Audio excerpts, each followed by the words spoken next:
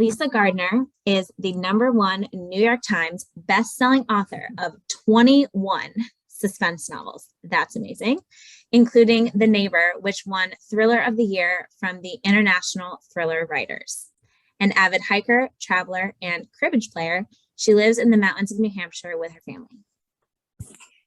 And joining her is Richard Osman, of course, who is an author, producer, and television presenter.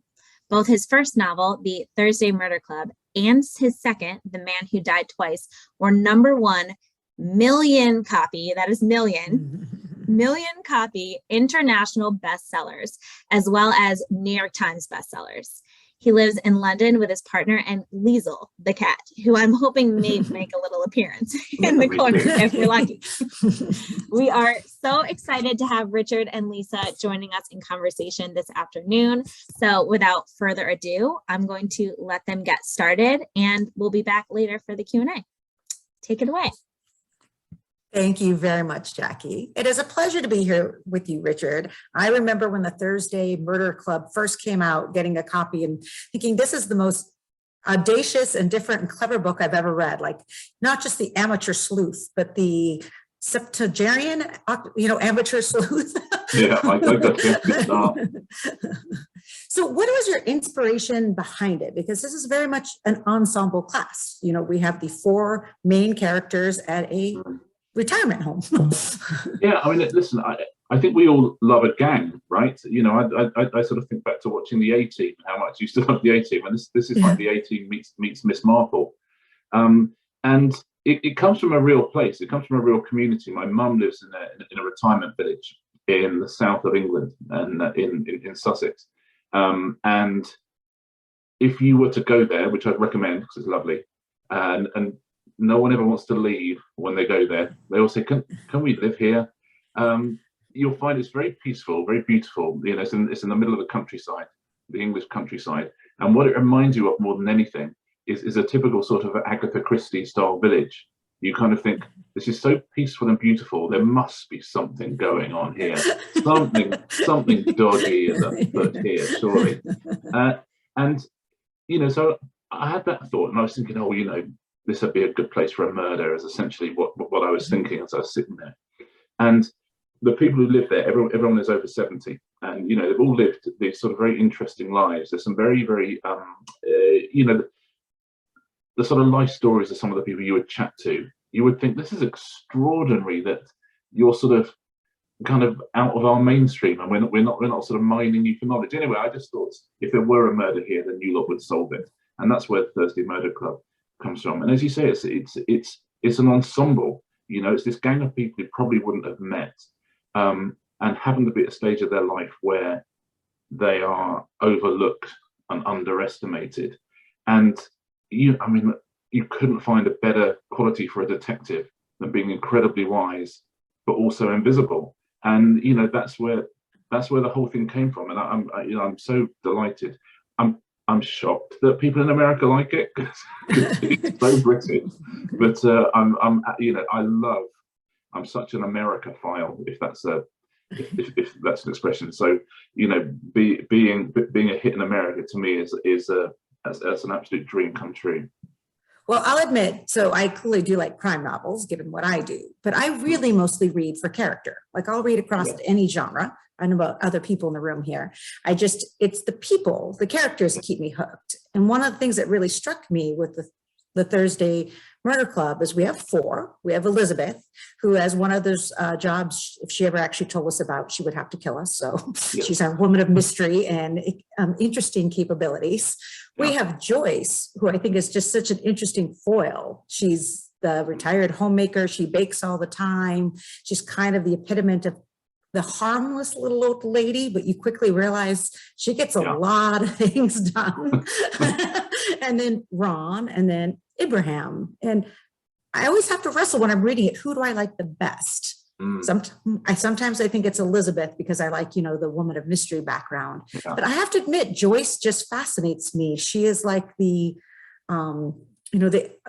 ultimate, like, you know, you don't see her coming, and next thing you know, you're doing exactly what she wants you to do. Yeah, you know what? It's 100% right, and that's the joy of writing a gang. Is the truth, you know, because I'm the same in terms of always swapping between which one I like most, and mainly because, you know, you'll know when you're in the middle of a plot and you need something to happen. You know, you need your protagonist to do something. You need your plot to move along. And I've got 4 of them. Whatever happens, one of the 4 of them always has the solution. You know, as you say, Elizabeth was always very, very sort of, you know, like a bulldozer, as is Ron from a very different place. Yeah. Ibrahim's always comes from a very sort of left brain place, very ordered. And Joyce it's interesting. She's not based on my mum especially, but so my mum was a primary school teacher, so that would be an elementary school teacher, I think, in the States. So teaches very, very young children. And when she moved to her retirement village, now this place is full of people who've been judges and who've run businesses and all this kind of stuff, right? And there's loads of politics in the place. Of course there is, you know, there's some communal living, so things need sorting out. And when they do need sorting out, my mum would just say, honestly, you sit in a room and all of these people are standing up, they're pointing, they're shouting at each other, they're saying, this is what we need to do, this is what we've got to do. And she said, I sit there, I let them sort of blow themselves out. And then at the end I say, well, why don't we do this instead? And everyone goes, okay, let's do that. Now, that sounds like, oh, she's just a very calm, considered person, and, you know, she's very good at managing conflict, right? That's what it feels like. But actually, it's exactly what you said about Joyce, is my mum will do exactly what my mum wants to do, you know, and she will get it done, and she'll wait. Everyone arguing, my mum will come in at the last minute and say, why don't we do this thing that suits her purposes? And that absolutely is Joyce, very quiet, under the radar, but always gets the thing that she wants. Well, and this is one of the elements I really love, and you use it very well throughout the whole series. I mean, there was a fancy term I once heard, I think Stephen King used, where you're taking extraordinary circumstances, like a murder investigation, some of the stuff happening from Elizabeth's past, you know, gets very, very out there. But you're relating it back to a situation that's so completely ordinary. All of us can relate to it.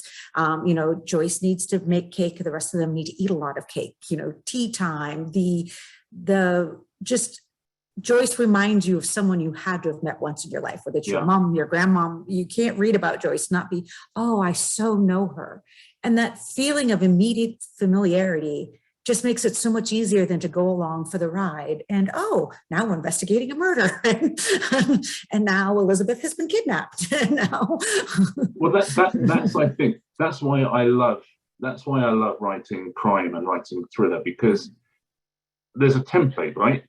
You sort of, there's a contract with the reader right at the beginning that says, look, I'm going to present you with chaos. Yes. Right? I'm going to present you with a problem that has no solution. At the end, I promise you, we're going to have a solution. Okay? Promise you it's going to be sorted out. That's the contract you write.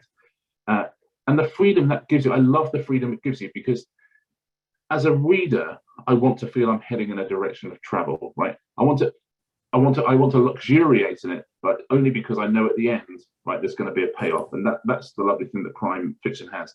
And you're absolutely right. My favorite thing is whatever happens, and however much gunfire and, you know, drug runners are involved, you know, I like it to be about Joyce's daughter is coming to stay, and the two of them, you know, argue endlessly. I like it that, you know, Ron's grandson is there, and there's obviously a problem with his daughter. You know, I like the minutiae of life, and, you know, in extraordinary circumstances, those things still continue. You know, those things are still working, and I love having that. I love having this propulsive plot all the way through. But every time I think of a scene, I think, okay, something spectacular is going to happen now. Like something that really turns this book on its head is going to happen. And I think, well, I might just have it with the 4 of them having a cup of tea then.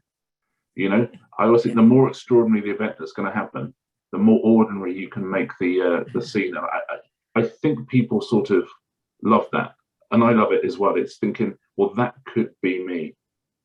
So The Bullet That Missed is the 3rd book in the series, and I will rave on your behalf. Not only did I personally enjoy it, which you should of course be very pleased by, but the reviews for this book have been extraordinary. I mean, the New York Times, the Wall Street Journal, and one of the things all of them say is, this is a series that has it all. You have that great plotting like you're talking about, and some of it has that kind of larkish, adventurous feel.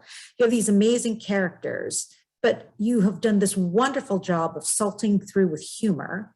And then there's some moments that are just so absolutely poignant.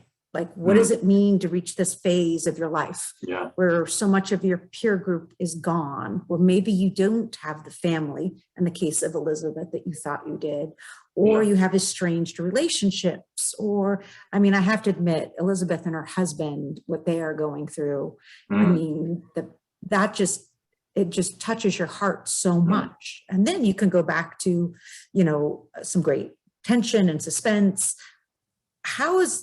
What in your writing background brought you to this? Because you've said that you really like crime, but you have crime, you have humor, you have drama. I mean, you've got everything in here. Well, it's interesting. Again, listen, I spent a long time in television, making television formats, and in television formats, you know, again, you've got that structure. Okay, so that's taken care of. And when I write, my thing is, I know that something is taken care of, which is I've got the plot over here on this side. Okay, and I know we're going from A to C, back to B, then to D, then to E, and then to F, and then the solution was C all along, right? So I know that's there, and I know it's taken care of. And like in television, what I want to do in the meantime is just entertain, you know, and really just make people turn the page and really make people think that was thoroughly enjoyable. And my route into that is I try to make the characters as truthful as possible and the situations as truthful as possible. However extraordinary the plot might be, I try and make the people completely true. I try and make their reactions true. I try and make their relationships true. And if your plot is taken care of, it's sort of I don't mean it's easy. I just mean that's such a lovely sort of, you know, it's almost like you're sort of floating down the lazy river with these characters, you know, knowing that something else is going on. But I just try and write from truth, and you know, I try and I don't ever, you know, the characters are never in service of the plot. You know, the plot is always in service of the character, and I just write what entertains me. And as I say, this gang of people in the 70s, they entertain me. They're sort of the four quadrants of my brain. I always feel the best mysteries, suspense is kind of I always think of it as a character boot camp, where you're using the conflict and the external suspense, life and threatening situations to break down the characters so that we can see them better, truer. I like your point very much, is that you're always looking for the truth of character, and the plot should be in service of the characters. When you're in the middle of something, I mean, here's the thing. I'm not a huge planner in terms of I don't have everything planned out. I know where I'm finishing up pretty much, and I've got a couple of beats I want to hit along the way. But I love to be surprised, and especially in standalones, you must get to stages in scenes where a character surprises you, and you think, oh, I didn't know they were that person, and that's when they really come alive, don't you think? Yeah, I don't actually plan. I am what we call the pantser. I generally have a crime I'm interested in. I have some kind of dramatic opening scene, and then the rest of it is the actual daily terror of figuring it out as you go along, followed by moments of abject horror when you realize what you had been writing wasn't what you should have been writing at all, and you have to go backwards. But the interesting thing about that is, because I'm the same. That's the thing. The reverse engineering we'll get onto, which I find fascinating. But if you don't have a plan, then you don't have to force your characters into a plot. I think your characters will tell you how the story's going to go. The characters will go, well, you can't do that, because don't forget that I wouldn't react in that way. You know, and so if you go from truth, then the plot is driven through character rather than character driven through plot. But what you're saying there about reverse engineering, that was the thing when I read my first book. And like anybody, there'll be lots of people watching now who are writing, and you read some of your favorite books and you go, how how have they done that? How have they pulled that rabbit out of the hat? It's extraordinary. And I realized after the first one that you are allowed to go back and change things, you know, to make it seem like you're cleverer than you are. Yeah. And the moment you do that, you just think, and I'm listening to an Agatha Christie book at the moment that I haven't read before, called Towards Zero. Yeah. And, you know, it's fascinating, you know, seeing her plot unravel. But the key thing I say to people now who are writing, and that it never really occurred to me, I'm so stupid, is she seems so in control of the clues and the red herrings but the reason she's in control is she knows what's going to happen. You know, she knows the ending, and therefore she can just play whatever tune she wants with these characters she's got and the clues she's got. And so what in the end looks like this incredible sort of dance of you know, this and this sort of clockwork machine is Agatha just thinking, well, I know who did it. And so, you know, I'm just going to have a load of fun, you know, with the other characters and how I hide who did it and that sort of thing. And so long as people are not seeing those mechanics, Yeah. I think, so long as you hide them, I think that's the job of a thriller writer and a crime writer, don't you think? It's how you hide what you're doing. Yeah. And I often think the best part of being a writer is no one ever sees the first draft. Oh my I mean, God, we can you can go imagine? to our graves like, oh no, that was brilliant from the beginning. Yeah, that wasn't like Yeah. 1900 rewrites later. Not at all. It just came out that way. I mean, I wrote a scene today, and I don't waste a lot of time. I can usually work out during a scene that this is going nowhere. But sometimes you just think, you know what? I think there might be. So if I keep at this, I might be able to find a way through. I might be able to find the Northwest Passage somewhere in this thing. And I'm halfway through, and because the thing I want to happen is not happening, you know, because I can't find a natural way into it. The writing is getting so clunky. Yeah. And so because I keep having to make other things happen just in case they lead to the thing I want. And then after like 2 hours, you look at this scene on the page and all your characters are there, all your lovely characters. And you just think, I can't show this to people. This can't be out in the world. And you just, it's between you and your usually in cat. that situation, there's about 3 or 4 lines I think I can Yes. salvage. I can salvage that. That would be fun in another scene. But on some scenes, you just think, oh, what was I thinking? What's your percentage of writing to throwing away, if you know what I mean? Are you pretty good? After 20 books, you must have a sense of what's going to stay in and what's not. Well, it's actually interesting to me. The thing I think I've gotten out of 20 books is the process doesn't really change. It never gets easier and better. Maybe because see, this is what I tell myself now, but I'm comfortable with knowing that this is going to be very painful for a year. Yeah. But when it's all done, you'll be happy with it. But you're right. Actually, I was writing yesterday and I had what you were talking about. It's like, I mean, I spent like 3 hours on like 4 pages and I'm like, that's bad math right there. And I'm pretty sure none of this it just shouldn't exist, which is why we're all suffering. Well, it's awful, but, you know, but that's the thing. That's why, and again, you just have to sit down and do it, because even when it's going badly, as you say, there'll be a line or something, or you have to bring a new character in because you just think, oh, something's got to happen, and you just go, oh, hold on, I really like this character, and then you think, okay, tomorrow I know what I'm doing. I'm bringing that character in. Right, I'm starting with that character. And I've got a completely different scene, and it's taken me by surprise. But I wouldn't have come to that character if I hadn't been sitting there and grinding out this awful, you know, paragraph after paragraph of nonsense. Well, so this is one of the big questions I had for you, because I'm very interested in your process, because you have a very ensemble cast now. It's not just our 4 main members of the Thursday Murder Club, but by the time we've gotten now to the Bullet That Missed, we have our 2, I call them detectives, but investigators. Cops. You have some, you know, miscellaneous romantic interests now, fleshing out other characters' worlds. How do you know who's in charge of the scene? Because you have so many people that you could draw from to make something work. Does it just happen organically, or do you have to kind of try it one way to realize, oh no, actually that would be better if that was wrong scene? It kind of happens organically. You know, that's the interesting thing, having the 4 main characters. I've got quite a short attention span.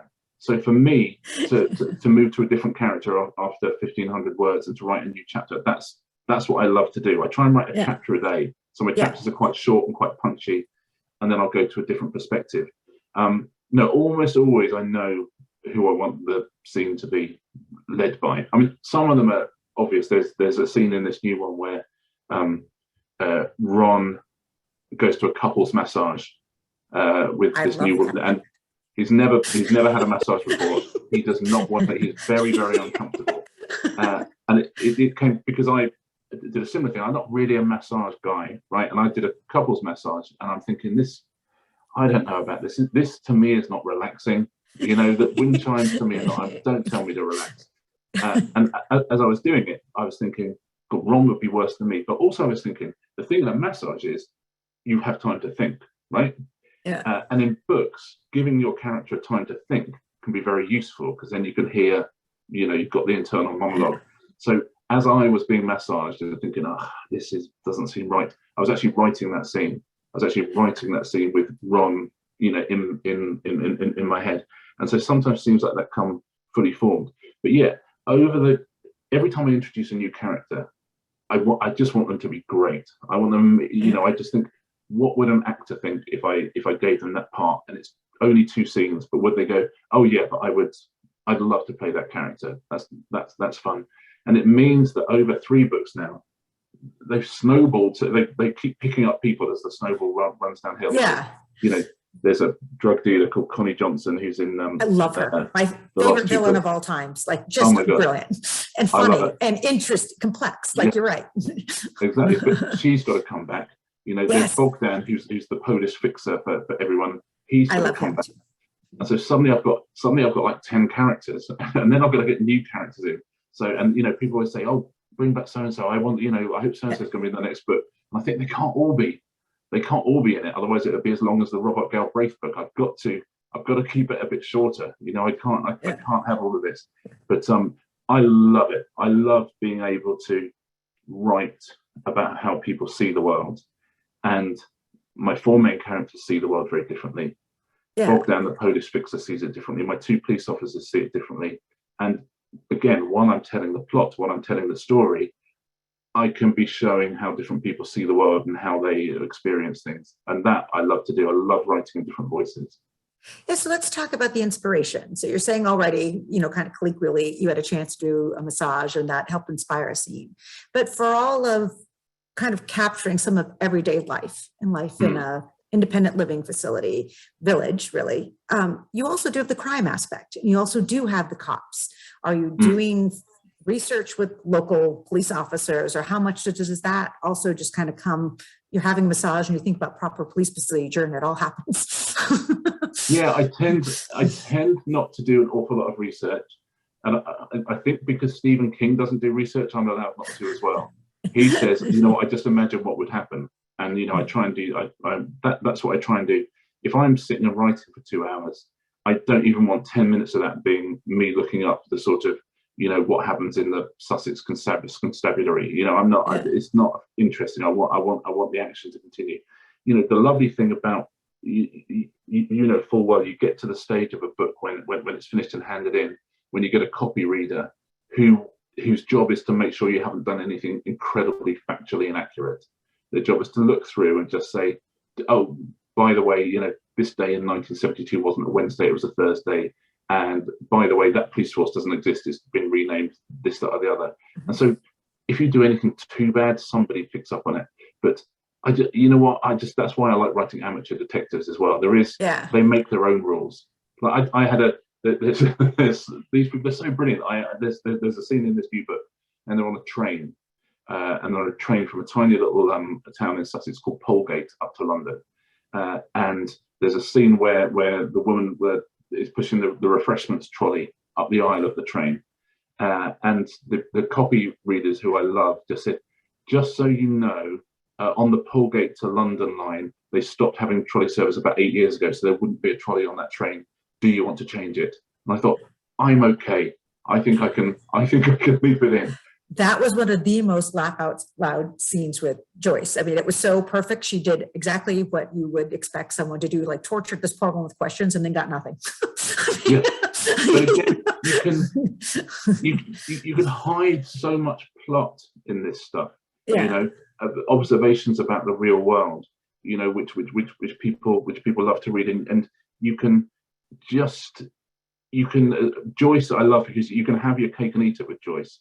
Yeah. Because she can be explaining the plot at the same time as, you know, making an observation, you know, about why the newsagent shop in the train station is too small, and you know, she can sort of do it all, and you know, yeah, she helps me a lot with explaining what just happened, explaining what's about to happen, and then dropping in little clues as well. So she's a very useful character to have like that. So let's talk about the inspiration specifically for The Bullet That Missed, because we start out with kind of a cold case. Well, I guess The Bullet That Missed takes us back to a cold case, but there's also a lot of stuff going on now. Elizabeth's life or past is getting a lot more interesting too. I mean, where did you start with? What was the story you wanted to tell for our, you know, Thursday mystery club, murder club in The Bullet That Missed? Yeah, I did. Well, a couple of things. Yeah, I wanted, what I like in the book is for actions to have consequences. Okay. And so in the very first book, there are scenes where Elizabeth calls on people from her old past in the Secret Service, and calls on old forensics experts, gets them digging up bodies and all this kind of stuff. So she does that.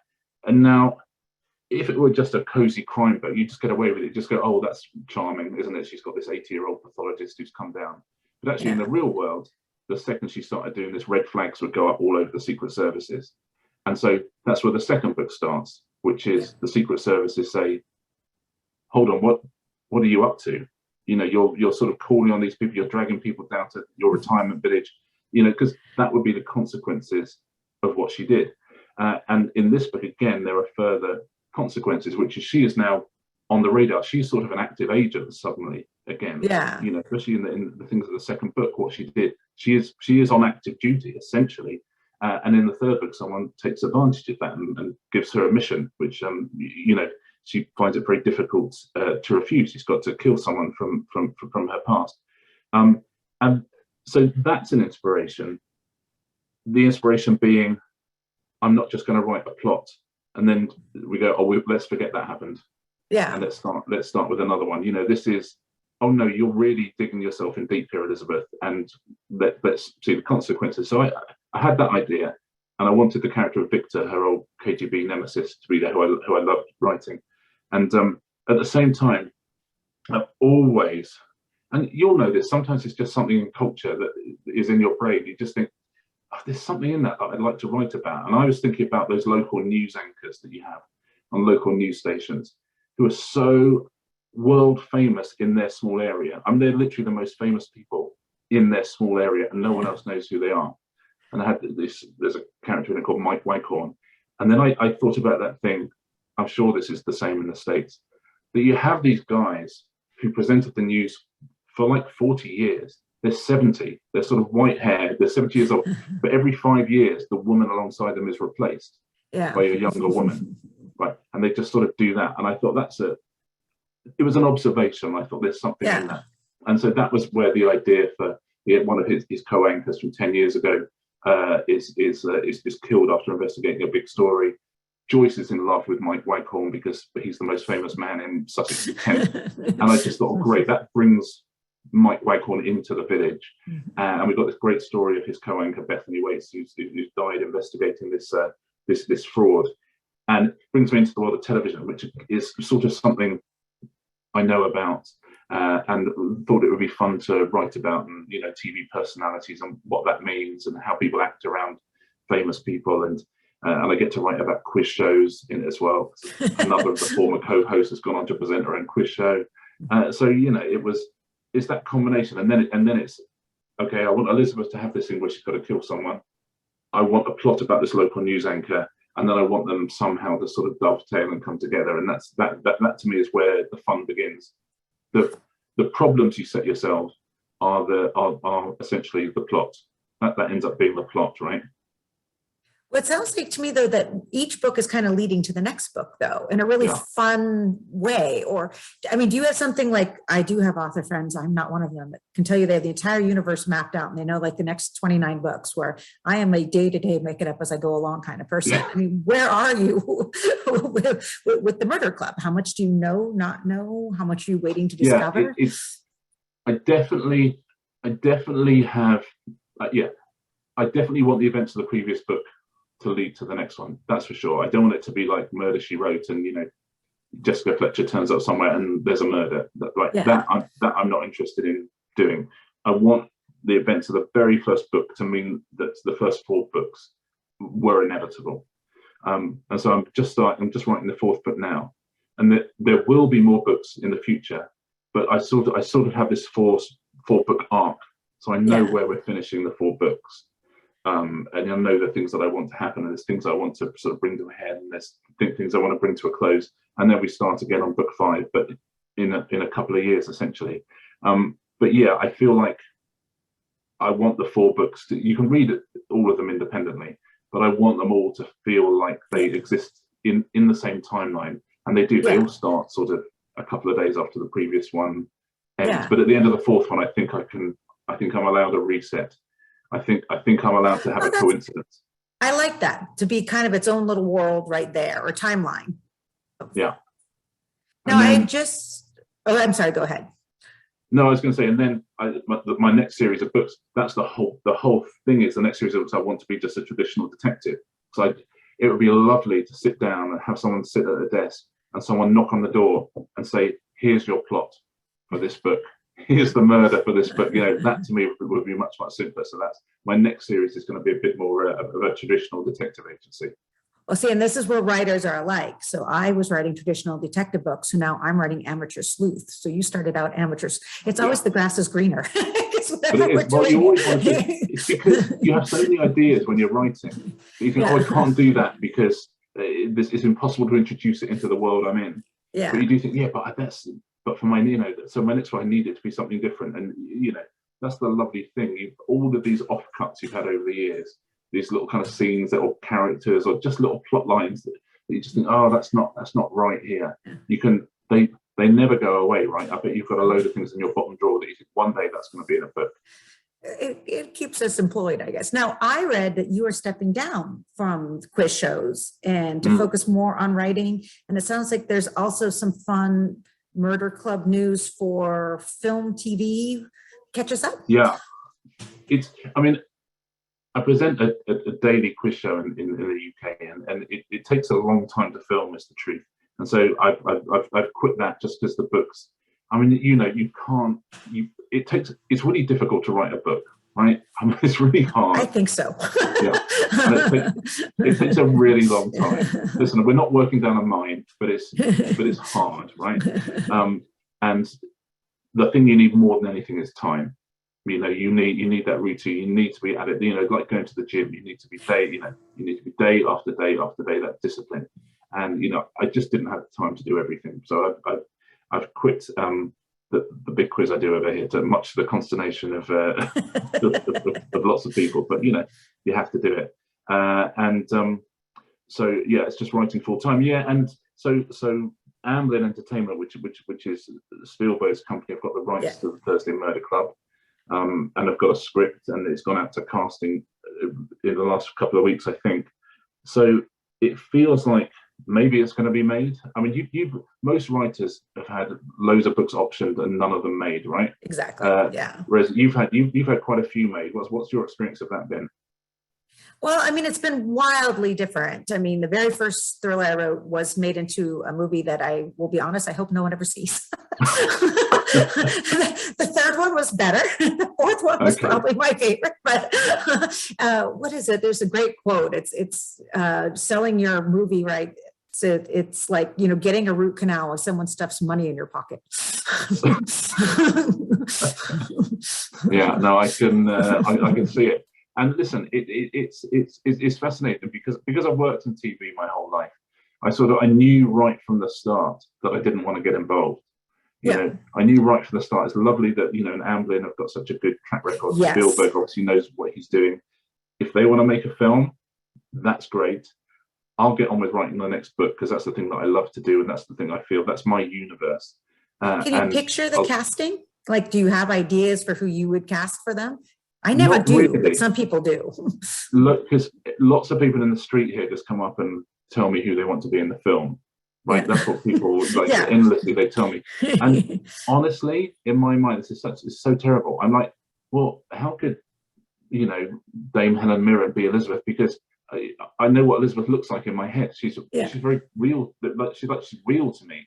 Yeah. And so I'm the last person to kind of know how to do the casting. But I mean, I feel like they're good roles for actors. I feel like if you had a Meryl Streep or someone as Elizabeth, you would think this is she's got something to get her teeth into there. You know, fun and tough and strong and tender and all of those things. Yeah. So I can't listen. Who knows with films? Yeah. But the thought of seeing a great ensemble cast of older actors just absolutely laying into that script, I think would be amazing.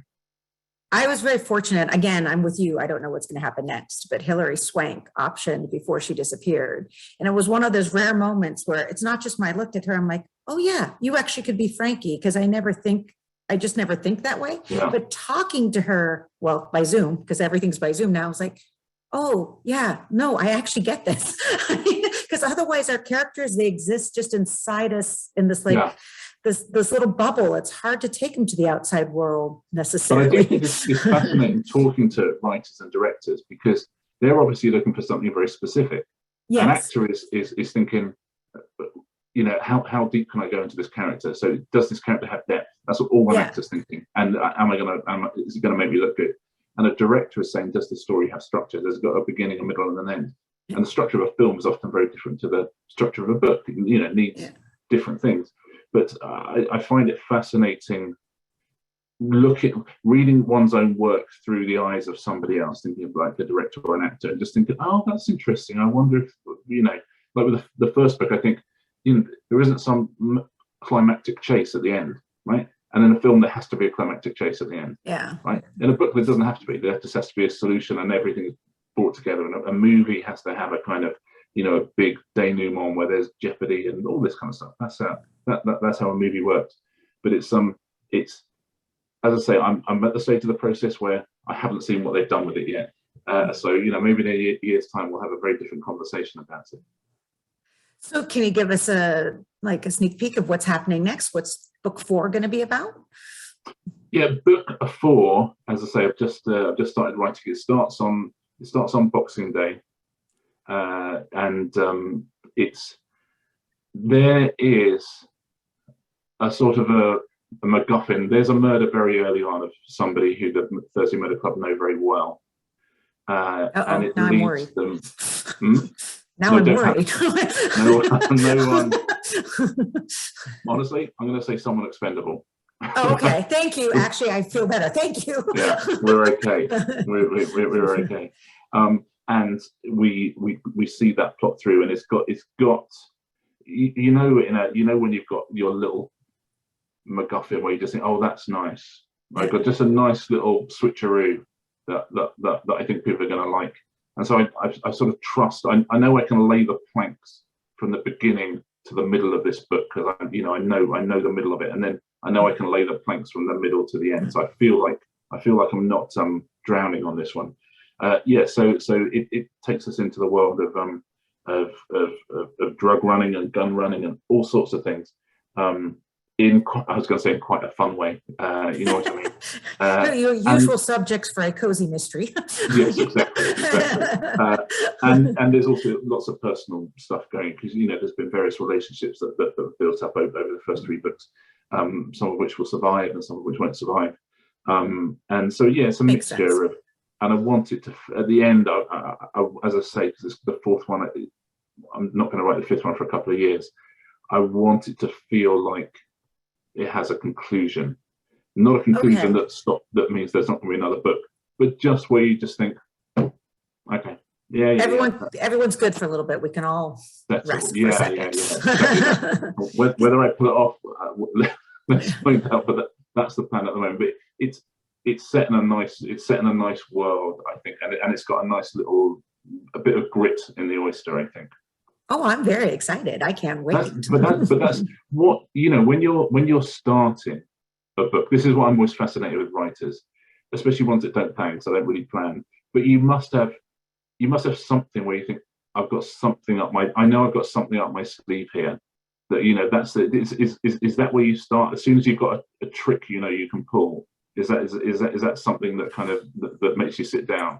I like to start with a puzzle I can't solve, because the writing process for me is about solving the puzzle. But I will say, I liked your analogy that writing is like going to the gym. So after 30 years of deadlines, I actually just took some time off, and I've been to Antarctica and the Arctic, and I've been doing everything but writing. And yesterday I started a new book, and I'm like, this hurts. My brain hurts. Everything hurts. I don't think I can type anymore.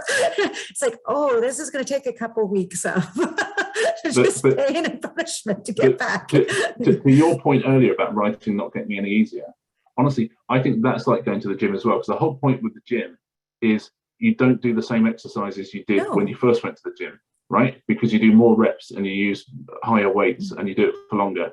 And that's the same as writing, right? You're not doing the writing you're doing in the first book. I think if it's easy, you're doing something wrong, because each book should be fresh and a little different for your readers, for one thing. I mean, we love our main characters. We want to see the Thursday Murder Club, but we don't want to see them the same way doing the same thing. You have to have the new energy, the new thing that, you know, is pulling you forward into the next adventure, so to speak. Yeah, I think that's it. And that means you're suddenly exercising muscles that you actually haven't exercised before, is the truth.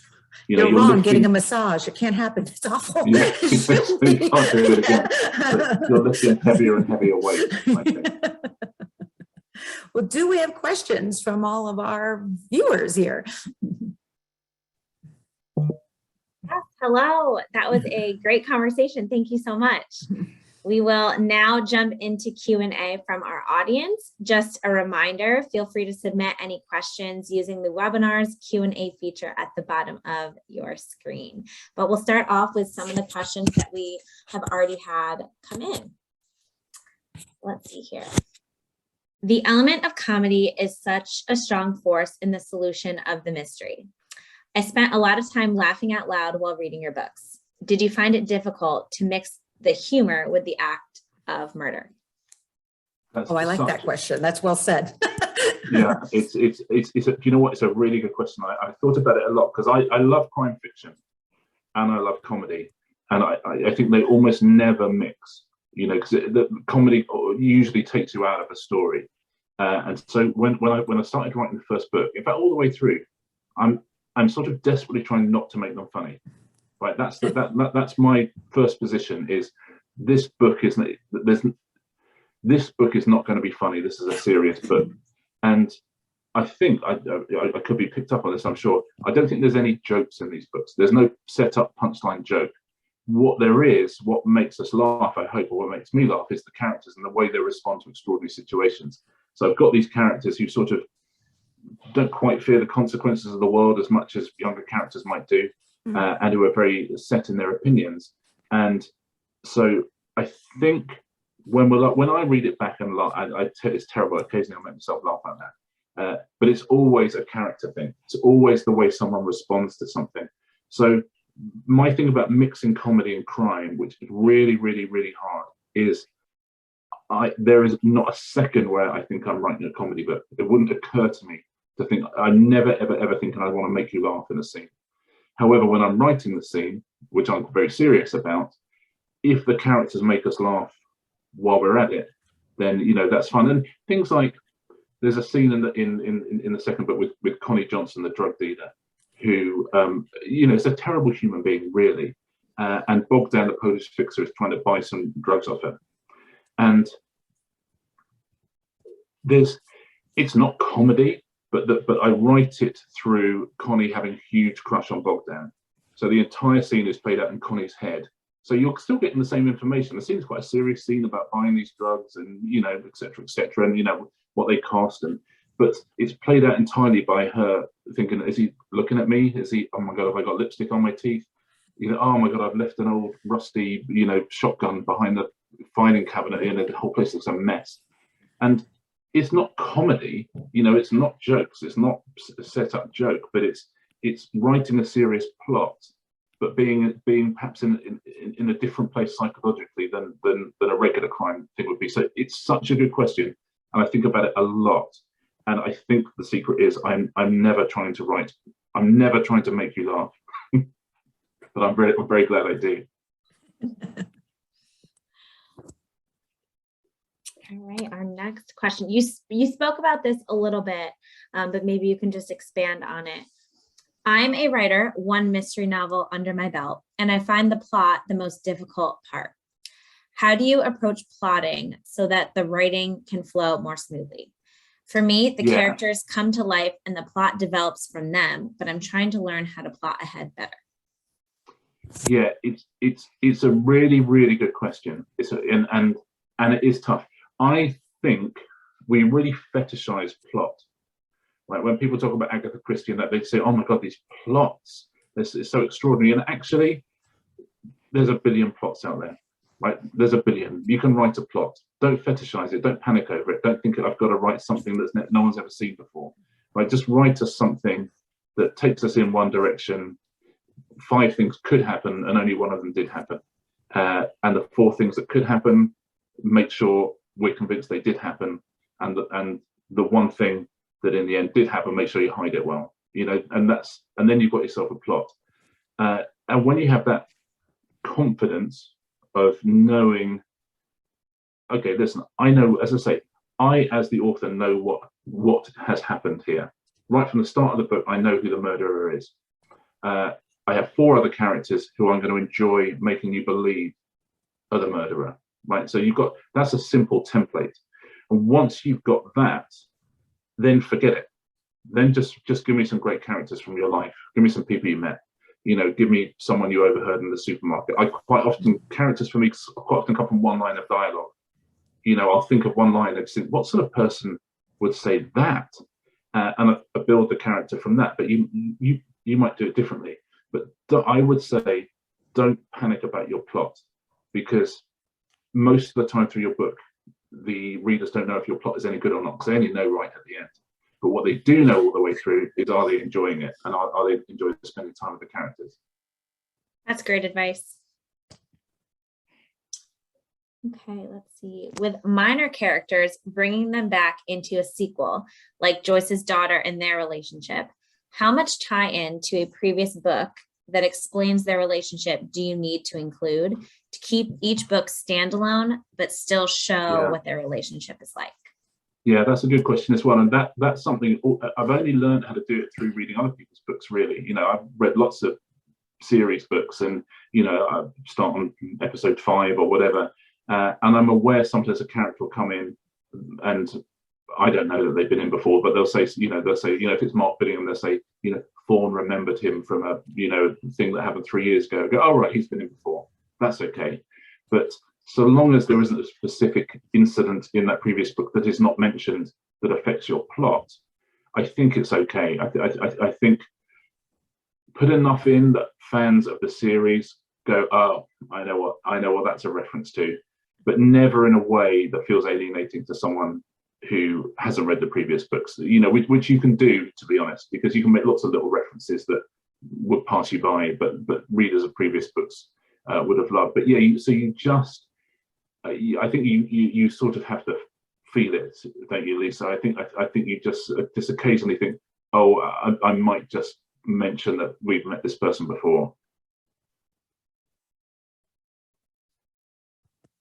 Okay. So you actually mentioned that you have a picture of what your characters look like in your head. So I'm curious what your answer to this question will be. One of our viewers said, I have been listening to the Thursday Murder Club books, and they are a real joy. When I listen to Elizabeth, I hear and see Helen Mirren. Mm-hmm. Richard, have you listened to your books, and do the voices match with the characters as they developed in your head? Gosh, yeah, yeah. I mean, when I say I know what they look like, it's funny. I don't know if I could physically describe them. I just know them as a presence. And we had the brilliant Leslie Manville do the first 2 books of Fiona Shaw, who is an equally wonderful actor and friend of Leslie, has taken over for this book, so it has a slightly different reading to it. in my head, I write in a certain rhythm, and you know, they have a certain voice to me. And I love, after about a chapter of someone else reading it, I'm like, oh yeah, that's better. That's better than the rhythm that I have in my head. But that's what you get with an incredible actor. You know, that's the point, is I know what I'm doing, you know, and so in my head it has a certain thing, but an actor will come along. And that's why I say with your characters, and this goes back to the previous question as well about how you make your characters great. Think about giving it to Leslie Manville or Fiona Shaw or Meryl Streep, and chat to Meryl about why this character is worth her playing, you know, and what it is she can find in her backstory, and why she's interesting, and why she's unusual, and why she's going to surprise the audience, you know. And hearing people reading your work is sort of terror. I mean, I never do readings and stuff because I can't. You just want to change stuff, right? I mean, it's you know, I couldn't possibly. But hearing other people, it's almost like I'm hearing someone else's book, which is quite nice.